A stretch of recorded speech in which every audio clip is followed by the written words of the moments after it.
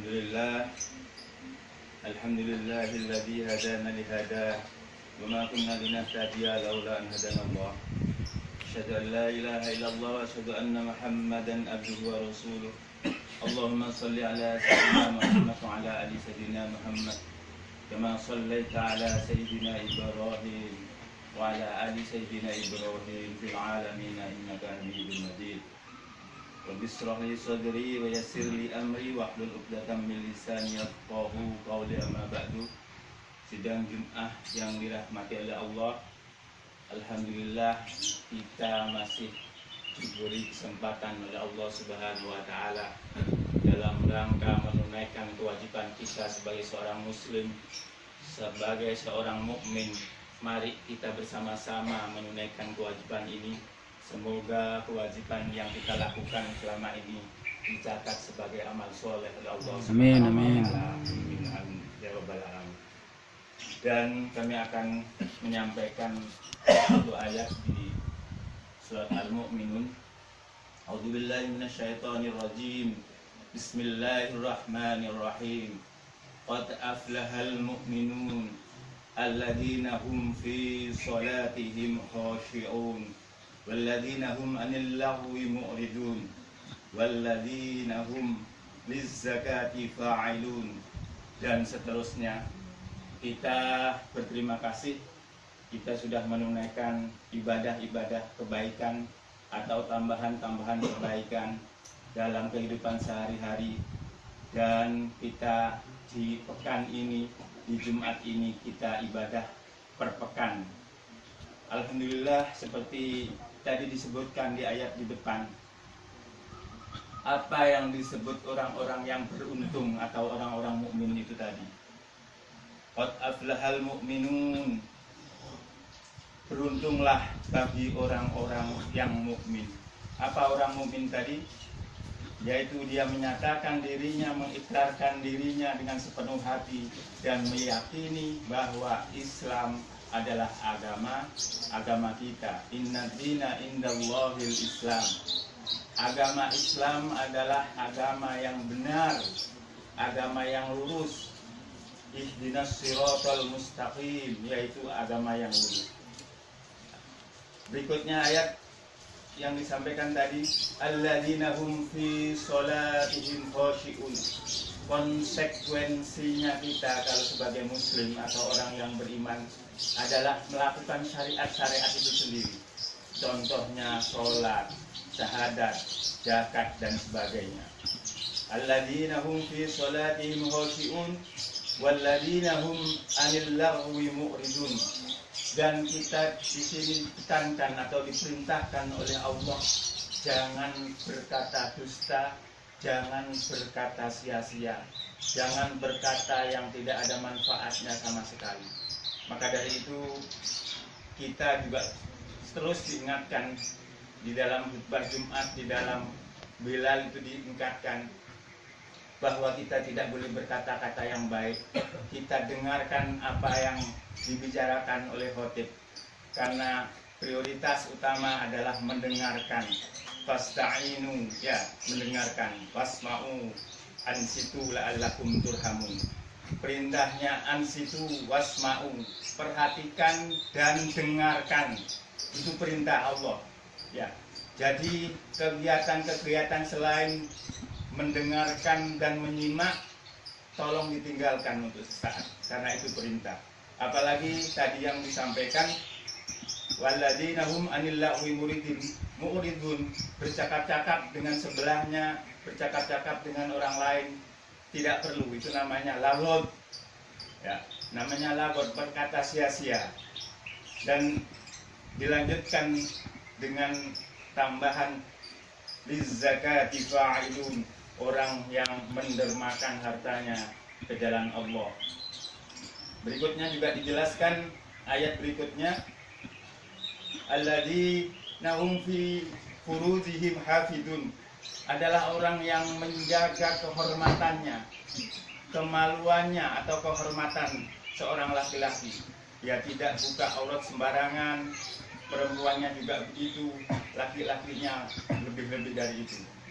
Maka dari kriteria tersebut adalah kita termasuk orang-orang yang mukmin atau orang-orang yang beruntung.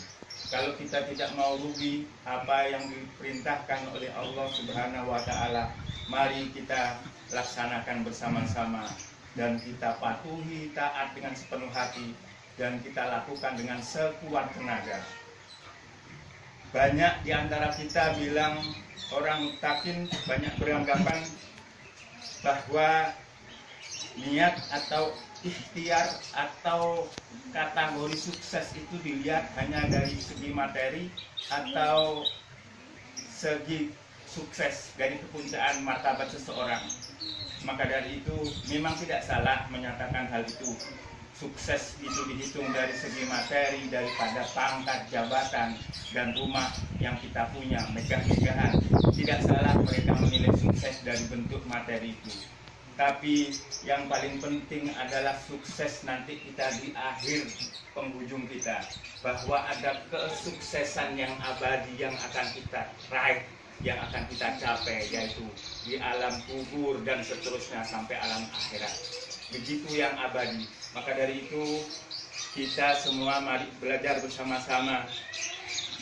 Kalau kita tanpa ketakwaan kepada Allah Subhanahu wa taala, tanpa ridhonya, tanpa keridhaan Allah, keberhasilan mustahil kita capai.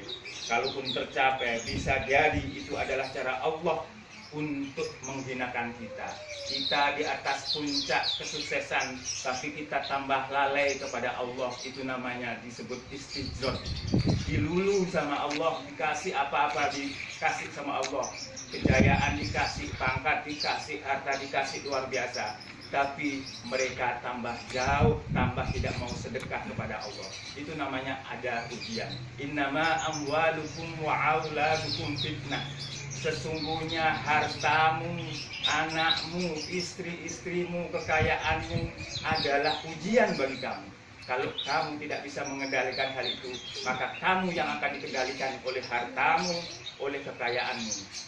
Maka dari itu, bukanlah Allah telah berfirman, ingatlah kepadaku, katanya Allah, maka aku akan mengingatmu. Zikir dalam artian mengingat-ingat Allah setiap saat. Zikron kasiro, perintahnya zikron kasiro.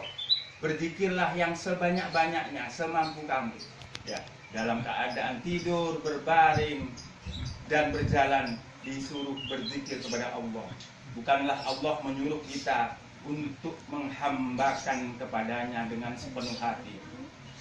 Dengan sepenuh hati, bukanlah Allah juga mengingatkan, barang siapa yang mendekat kepadaku sehasta, aku akan mendekat kepadanya 10 hasta. Jadi lebih cepat Allah membalasnya.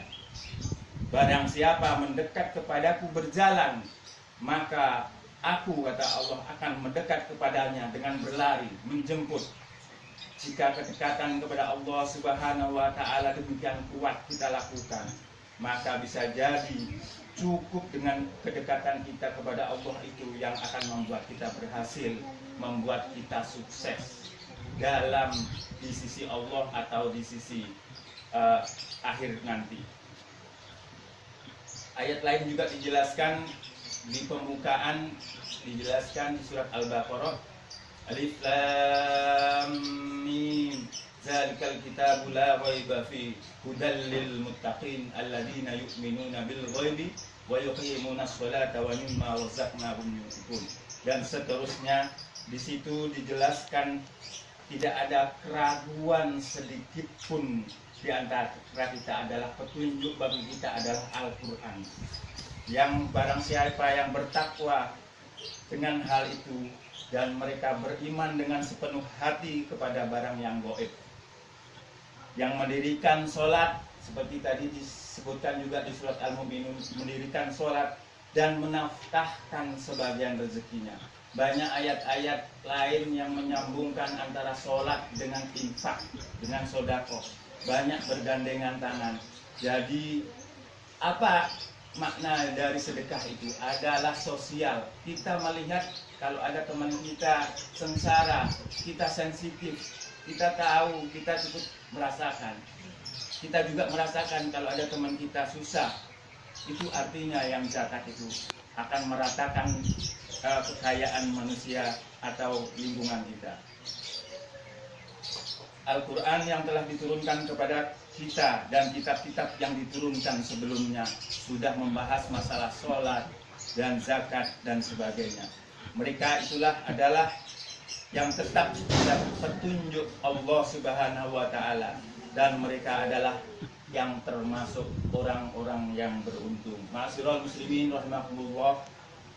Alhamdulillahirabbil alamin. Kita oleh Allah dari kecil sudah Islam dan iman, maka selayaknya kita harus memupuk keimanan dan keislaman itu dengan serius, dengan belajar Al-Quran, dengan kumpul-kumpul di majelis taklim, itu yang bentuknya kumpul sama orang-orang soleh. Dan berikutnya adalah beriman kepada gaib, kekuatan yang tidak tampak. Kita harus percaya dengan sepenuh hati, ya. Kita itu percaya ada barang gaib. Angin ini gaib, akhirat itu gaib, surga itu gaib, neraka itu gaib, karena kita belum mengalami saat ini. Maka dari itu kita harus percaya dengan gaib itu, mampu menolong untuk melindungi kita. Kalau kita percaya dengan yakin dan sepenuh hati, maka kita akan lebih hati-hati dalam melangkah kehidupan ini. Bahkan orang yang tidak mengenal agama pun percaya gaib itu, termasuk juga orang-orang yang bahkan tidak mengenal budaya.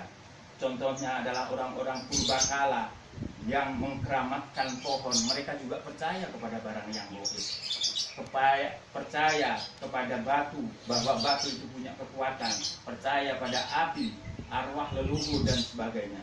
Di dalam surat Al-An'am juga diceritakan bagaimana Ibrahim saat merenungi dalam pencarian Tuhannya, itu barang yang gaib dalam pencarian Tuhannya. Ketika malam telah gelap, dia melihat sebuah bintang, lalu dia berkata, karena dia melihat besarnya dan dia bisa menerangi bumi, inilah Tuhanku. Tapi tatkala bintang itu tenggelam, dia berkata, aku tidak suka kepada yang tenggelam atau yang hilang. Kemudian dia melihat rembulan. Tatkala dia melihat bulan terbit, dia berkata, inilah Tuhanku.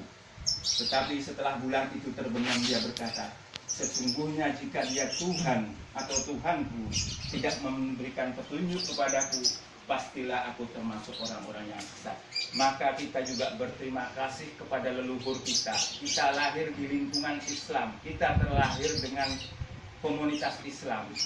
Kita harus syukuri hal itu. Makanya doa yang selalu masyhur yang kita panjatkan, Allahumma inna nas'aluka salamatan fid din. Ya Allah, selamatkan agama kami sampai husnul khotimah. Seperti sholawat nariyah yang biasa kita kumandangkan, kita minta mati atau meninggal dengan husnul khotimah. Khotaman Nabi, khotam, ya, khatam atau mati dalam keadaan Islam dan iman.